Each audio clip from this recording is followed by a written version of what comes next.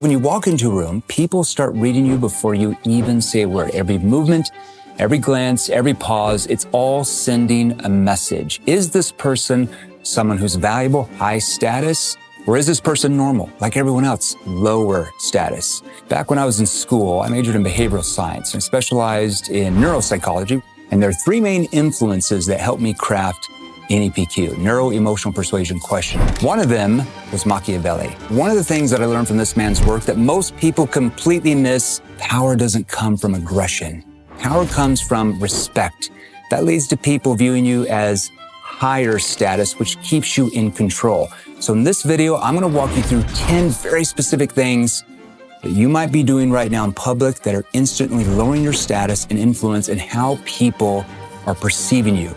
And if you remove these habits, you will command respect. Now, I'm going to give you a warning. What I'm about to share with you in this training and others, you can use for good or you can use for evil. You can use it to manipulate people to get what you want, which will only last short term, and people will eventually hate you. Or you can be smart and you can use these tactics for good, where people will respect you and you will be able to help a lot of people get what they want. Should we begin?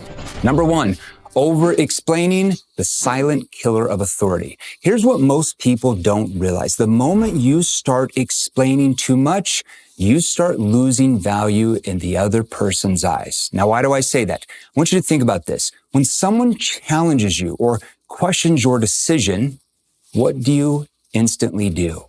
You want to clarify, you want to justify, you want to explain, you want them to understand you. You see, high status people, they don't over-explain. They say it once and they let people react. High status men control the frame. Because when you over-explain, you show the other person you're seeking their approval. And anytime you seek approval, you automatically lower your position in their mind, in their frame, and lowering your status and how they view you. Power, status doesn't justify itself. It doesn't have to. It doesn't defend itself. It doesn't overprove its point. When you speak, state what you mean once. And ask a question to take control of the conversation and go silent. Let the silence work for you.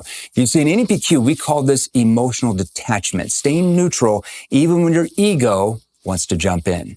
If your boss asks, why did you make that decision in an aggressive tone? You can simply say, that's what made the most sense based on the information I had. Do you have information I might not know about? See what happened? You took a question that sounded like he was accusing you and you remained neutral in your answer. You didn't over-explain, and then you flipped that frame back to them when you asked, did you have information I might not have? And now they respond to you. Now, who is in control of that frame, of that conversation? You are, my friend. Then you're going to stop. Let them explain. Let you take the power. No more of explaining yourself. No nervous laughter. No, does that make sense? Trying to seek their approval. Because the second you start seeking their approval, you've already lost the perception of control. You've already lowered your status in their mind. Number two, reacting to haters. You see, at some point, someone's going to test you in public. Maybe they make a hateful comment on your social media post or a sarcastic jab or a little tone meant to pull you off balance. Most people take the bait. They react, they defend, they attack back. Now, why is it so critical for you not to take the bait? Why is that something you don't want to do? Why you don't want to defend? Because the moment you react, you give the other person control. You've given them what they wanted. You've just told them they're important, and now they live in your head.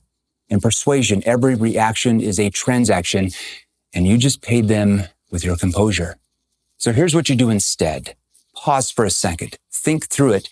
You're not going to respond to a hateful comment because you don't care. Let the silence, we call that the void, make them feel uncomfortable. Because when you don't react, you flip the power dynamic instantly. They realize, wait, he's not playing. He doesn't care about me. You see, a person who cannot be provoked is unpredictable. And unpredictable people, they're respected. You feel like a mystery to them. They feel like they're not important enough for you to care to even respond. And that crushes haters. You see, in public, your calmness under fire communicates more strength than your words ever could. So don't flinch, don't sigh, don't roll your eyes. Just wait, just watch. And if you must respond, do it once, calmly, with no emotion. And then pivot the conversation That's how you maintain authority, not by dominance, but by collective composure. Number 3, trying to be liked. Let me ask you a question. Do you want to be liked, or would you rather be respected? Because most people confuse the two, and in doing so, they actually kill both. Because you've seen it before. The person who laughs too loudly at a joke that nobody finds funny, the one who agrees just to avoid conflict, or the one who apologizes for taking up space, like, I'm so sorry I'm late. That's behavior. And what's that behavior communicating? It says, please like me. Now, why is understanding this so vital for you? Because authority, power, doesn't come from being liked. It comes from your certainty, from being certain. And when you lower yourself to make others comfortable, you subconsciously tell them that your presence needs permission. That's the opposite of power and authority. So in any social setting, stay relaxed, speak less, pay attention, don't chase the connection. The room should come to you. They should want to connect with you because you don't need anything from them. You see, the man who walks into a room and communicates he doesn't need anything from anyone is a man who has the frame. That man controls the power. Respect comes from calm detachment from the person who needs nothing from anyone in the room. That right there is the man everyone wants to be around. Number 4, oversharing personal details. You see, we live in a culture that confuses exposure with authenticity. But what most people call openness is actually emotional leakage. Now, why do I say that? Because when you reveal too much, your fears, your struggles, your insecurities, you're handing people the blueprint to your emotional pressure points. Now, why would you never want to do that? Because in persuasion, that is suicide. Because now they know how to trigger you. You see, Machiavelli understood this hundreds of years ago. He wrote that information is leverage, meaning the less they know about your internal world, your personal life, the harder it is for them to manipulate you. And this doesn't mean to be fake or to be cold. It means to protect your mystery. The less people can read you, the more they project onto you. And projection builds intrigue. It builds mystery. Who is this person? What is this person really about? So when someone asks you a personal question, like, what do you do for a living? If you're at a networking event, you can actually downplay it and say something like, oh, geez, you'd probably get bored if I went over all that. Like, what about you? What do you do for work? That little statement right there will actually cause them to be more interested in your world. Why? Because you act like you don't care. You don't need to sell yourself. They will always come back after they explain all about themselves and they'll say, no, tell me really, like, what do you do for a living? Why? Because you downplayed what you did. You didn't care. You don't need their approval. And that kind of self-control isn't arrogance, it's presence. Number 5, speaking too soon, filling the silence. You see, there's a reason why the person who speaks first rarely has power. When you rush to talk, what you're signaling is neediness, the need to be heard, the need to prove yourself to them. Now, why is that so important for you not to do? Why? Because in sales, persuasion, anything, silence is your most powerful tool. In life, it's no different. When you hold back and you let others speak, you gather the data. You have control. You see their emotional needs, their insecurities, their desires, even their fears, not them. Every second you stay quiet, you build tension. And tension draws attention. The moment you finally speak, the room listens. Not because you demanded it, but because your restraint earned it. So don't compete for airtime. Compete for impact. Say less, which will mean more in their minds. Because when your words are rare, that echoes that those words are far more important than anyone else's. Number 6, showing visible emotion. You see, emotion is powerful, but when you let it away in public, it becomes your liability. Anger, frustration, sadness, even overenthusiasm, they all tell people how to control you. Now, why is that critical for you? Think about it. I mean, you already know this. If they know all that triggers you, they can pull those strings anytime they want. You see, real strength isn't being emotionless. It's mastering the timing. Feel deeply in private, but in public, you're composed, which makes you appear confident, certain in yourself. You don't need anyone else's approval. Your high status, your calm is your currency. And when they can read it, they respect you. When they can predict you, they will dismiss you. So hold still. Smile when you choose, never when you're prompted by anyone else. Number 7, weak body language. You see, before you ever open your mouth, your body already tells everyone in the room how much you value yourself, how certain you are in yourself. Your body language tells them if you are a high status person or low status. Now, what do I mean by that? When your shoulders cave in, your eyes dart all over the room, looking at everyone, your head tilts for any agreement, you're signaling uncertainty. Power is not loud. It's calculated. It's calm. You see, the man who moves slowly, deliberately, and doesn't flinch, they own the room before even saying a word. So train your body to speak with confidence before your mouth does. Stand still, chin level, movements controlled, eyes steady. Don't mirror approval. You're going to command it. Body language and your tonality tell everyone who you are. And the stiller you are, the more the world mirrors you, you no longer mirror them. Number 8, interrupting people. You see, people interrupt because they think it shows confidence. But interruption doesn't show confidence. It shows anxiety. The person who interrupts is saying, I need to be heard right now. The powerful person says, I already am heard. How? By my presence, even when I'm silent. You see, in persuasion influence, listening is how you gain ammunition. And when you interrupt, you lose that data. But when you listen completely, the other person reveals everything you need to know. Their beliefs, their fears, their biases. So next time you feel the urge to cut somebody off, stop. Take a breath, especially in a networking situation, and let them keep talking.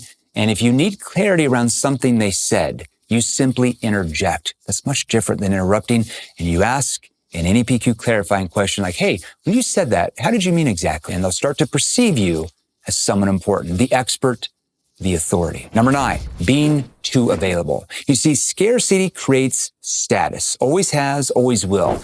If you're always showing up, always replying, always accessible, you become common. And what's common loses value. Powerful people move strategically. They're not everywhere. They're exactly where they choose to be. So make your presence something people notice when it's missing, not just when it's there. Be available selectively. Be seen intentionally, because absence multiplies curiosity. It communicates to people, this person must be important. They have stuff going on. They're not always available. So for example, if you're out Saturday night with your friends, instead of staying out with them till 3 or 4 in the morning doing stupid things, you slip away at midnight. You have important things to do. You're different than everyone else. You're successful. When you withdraw, even briefly, your reappearance feels like an event. That's how you build mystique, not through always being available, but through scarcity. Number 10, positioning yourself. Here's what Machiavelli himself would have loved: positioning. Where you physically stand in a room tells people how much authority you believe you have. Standing in the corners, hugging the walls, hovering near exits, you're telling everyone, I don't belong at the center of this conversation. I'm not that important. But presence begins with positioning. You see, when you walk into a room, don't rush to the edges. Walk slowly, observe, then choose a spot where visibility is natural, not loud, just centered, normal. You don't have to dominate the room. You're just anchoring it. And I'll give you an example. If you go out to eat with your friends at a nice restaurant, you got a table of 8, don't sit on the edge, sit in the middle where everyone in the restaurant can see you as they walk in. You are now the center of attention. You are communicating that you are important. You have status. So claim your space before you speak, and people unconsciously adjust their behavior around you. That's control. That's frame control. That's silent. That's physical. That's psychological. Power is discipline, not dominance. Now, I just showed you 10 behaviors that you might not have noticed that you're doing that's causing you to be viewed as low status in people's minds. The good news, every one of those can be changed immediately right now, because power isn't about doing more. It's about doing less with intention, with the right skills. And when you start applying these in your everyday life, you're going to notice a difference. Conversations will start shifting for you. Rooms will become quiet when you actually speak. People will pay attention to every last word when you talk. That's not magic. That's psychology. That's human behavior. The same principles I've used since I started in sales 24 years ago, and now I use in my own company's 7th level. Recently ranked the largest B2C sales training company in the world, 3rd largest in the B2B space, according to annual revenues. Now, who cares about all that? What about you? If you're the type of person who's committed to mastery, not like all the wingers and dabblers out there. If you want to master how to build this kind of presence, not fake confidence, but real earned status, hit the subscribe button. That's your first step. Because I'm going to show you how to combine human psychology, sales influence, and Machiavellian strategy to become the person everyone listens to, the person that commands the room. So what's your next step? People always ask me, where's the best place to start? You're going to want to get this. Throw me that book, baby. This is called the NAPQ Black Book of Questions. 273 questions and phrases you can ask in any sales persuasion situation that is going to elevate your status, get your people that you're talking to lower their guard, and help you win more business, more deals, and become the trusted authority in everyone's mind. Click the link in the description, get yours today, and thanks for watching.